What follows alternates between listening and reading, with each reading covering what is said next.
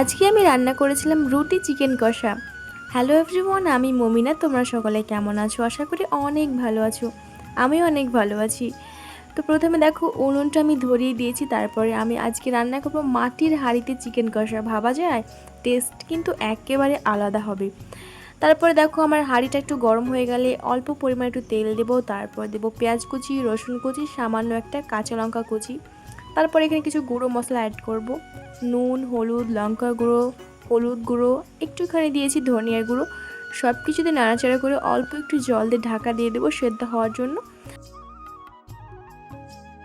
একটু পরেই ঢাকনা খুলে দেখি কত সুন্দর একটা স্মেল আসছে। দেখো দারুণ, মাংস রান্নাটা আমার রেডি হয়ে গেছে। এবার রুটি বানানোর পালা। দেখো রুটিগুলো আগে থেকে আমি বেলে রেখেছিলাম। তারপর দেখো তাওয়াতে দিয়ে এপিট ওপিট সুন্দর করে সেঁকে নিয়েছি। আর কত সুন্দর ফুলে উঠেছে দেখো। আর সত্যি কথা, খেতে কিন্তু ভীষণই টেস্টি হয়েছিল। আর এই যে রুটিটা দেখো। সো ভিডিও যদি ভালো লাগে অবশ্যই একটি লাইক করে দিও।